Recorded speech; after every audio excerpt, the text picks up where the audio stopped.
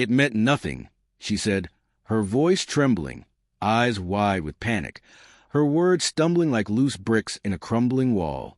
But the crimson smear staining the rim of my wine glass, paired with the unmistakable presence of the man she once referred to as like a brother, painted an entirely different picture.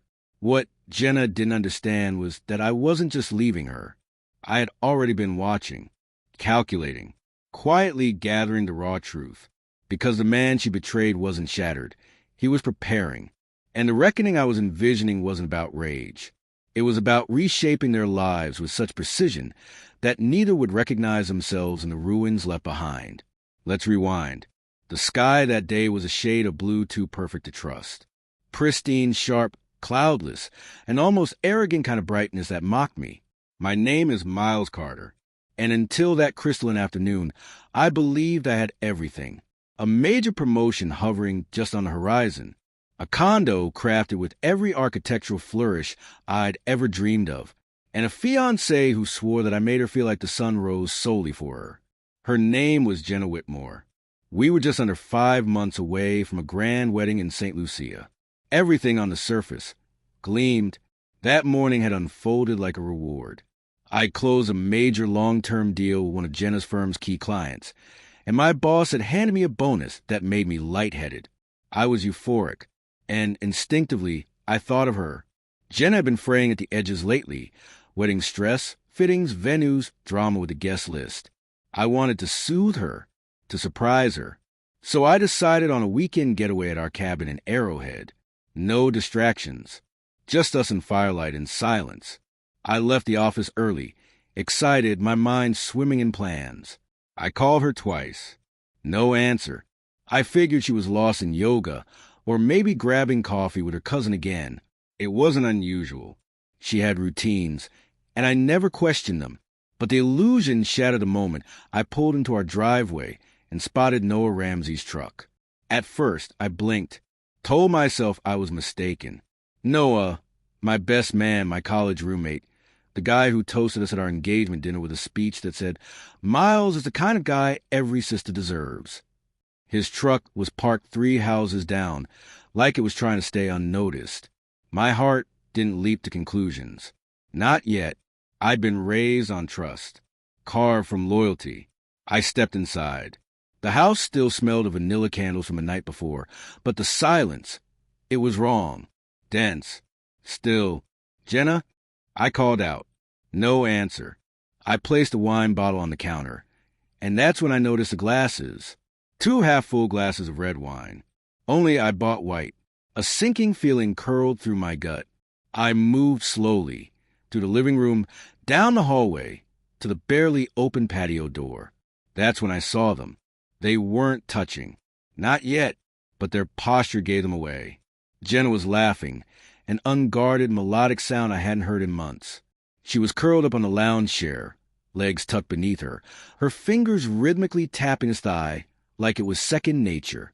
Noah leaned in close, flashing that same cocky grin he wore in college, the one he used to charm strangers at bars. But this time, it wasn't charming. It was cruel. They didn't see me.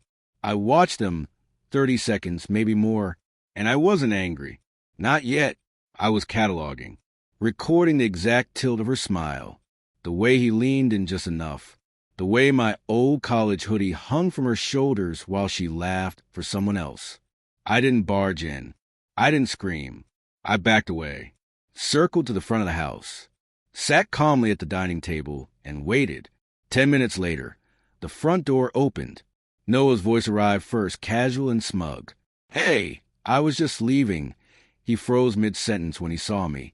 Jenna followed behind him, her face instantly pale, bloodless. "Miles," she stammered, "I didn't know you'd be home this early." "You didn't answer your phone," I replied evenly. I was worried. Noah shifted awkwardly, his keys jangling between his fingers. "I should go." "You should." He left. No defense, no apology, just a retreat.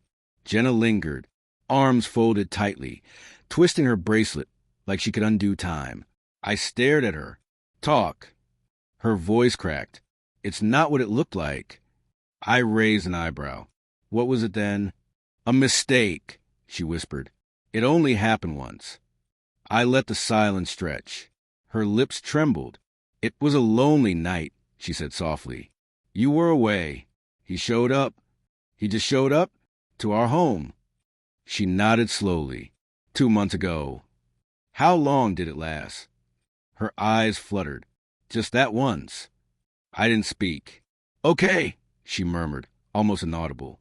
A few times, but it didn't mean anything.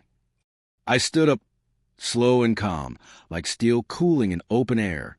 Pack your things. Miles, please. I'm not negotiating. She stepped toward me. Don't let this end us.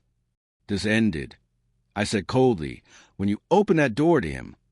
You're throwing everything away. No, I said, my voice cutting clean. You did. She stared at me like I'd slapped her. Then she snapped. Fine. You want to be heartless? Be heartless. You never loved me the way I needed. I paused, hand on the doorknob, turned slowly.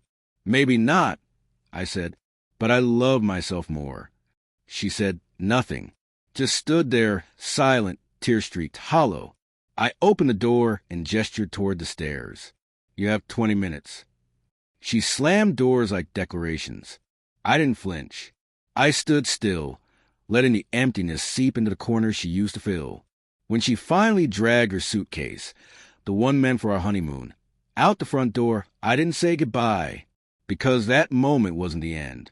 It was only the prologue. As soon as the door clicked shut, I opened the hallway closet. Beneath the coats was a black shoebox filled with engagement documents, share account statements, insurance forms, and a flash drive. Once it held vacation videos. Tonight, it will hold something else entirely. I wasn't suspicious by nature. I never checked her phone, never snooped through her things. But that night, I didn't need guesses. I needed proof. I retrieved the discreet security cam I'd installed a year ago after a nearby burglary, tucked above the bookshelf, always recording. Perfect angle. I plugged it in. What played wasn't graphic. It was worse. The kiss, the closing of our bedroom door, her laughter, his arms around her, all time-stamped, all real. That flash drive swallowed it whole. I didn't cry, didn't rage. I renamed the file, made 5 backups. This wasn't personal anymore. It was evidence. It was the beginning of a reckoning. I didn't sleep that night. Her side of the bed stayed cold, whispering betrayal in the dark. I realized love was often just a trick of proximity. But betrayal? It had a face. And I had seen both of theirs. By morning, I sent a message to her mother. The wedding's off. I'll handle the deposits. Ask Jenna why. An hour later, my phone exploded. Her sister, her bridesmaids, mutual friends. I ignored every call. Then I wrote a single group message. Subject line, closure. Recipients, her family. Noah's girlfriend, Vanessa. A few neutral friends. Message. She said it happened once. My camera says otherwise. Attached. Stills. No explanations. Just the truth. By noon, Vanessa had blocked them both. One bridesmaid scrubbed Jenna from Instagram. And Jenna? She sent one frantic message. I made a mistake. You didn't have to humiliate me. I didn't reply. Humiliation? She hadn't tasted it yet. 3 days passed. I didn't reach out. No gloating. No lectures. But Jenna kept trying. Emails. DMs. Even pings on LinkedIn. Her apologies became accusations. Accusations became threats. You violated my privacy. You destroyed my life. No, she detonated her own. I just turned on the lights. Still, I kept silent. Because I wasn't chasing closure. I was crafting something colder, slower. Revenge that whispers as it unravels. And I was just getting started. Before striking, I needed legal armor. I called Reid Hoffman, an old college friend, now a civil litigator in Chicago. Not flashy, not loud, but cunning. A man who moved with the force of glaciers. Slow, unrelenting, permanent. Reid, I said, I'm not filing suit, but I want to be bulletproof before I peel her mask off. You got receipts? He asked. Footage? Texts? Calls? I had everything. Even dumb messages Noah had once sent. Their meaning now clear in hindsight. That's not just leverage, Reed said. That's armor. He walked me through every step, timestamp everything. Backups, cloud storage in triplicate. And he reminded me of something important. Jenna and I had joint accounts tied to registries, deposits, and even a shared gift fund. If she came after money, furniture, damages, he'd be ready. But this wasn't just defense. It was strategy. 5 days later, Jenna tried to play the victim. She launched a GoFundMe under a fake name, starting fresh after heartbreak. Claimed she was thrown out, said I'd surveilled her, twisted her life. She made herself a martyr, and people believed her. Donated. Some were strangers. Others were people we knew. So I donated $5. Left a single comment. You forgot the living room camera. Then dropped a secure Dropbox link. No salaciousness. Just facts.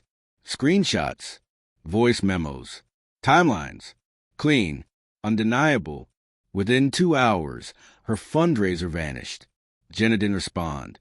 But silence doesn't mean surrender. It means collapse is near. The next day, a message arrived from Kayla Simmons, someone I hadn't spoken to in years. We'd gone to business school together. Now, she was in HR at Noah's new firm. Her message was sharp. I assume he didn't mean for this to land in my inbox. But it did. And the timing is interesting.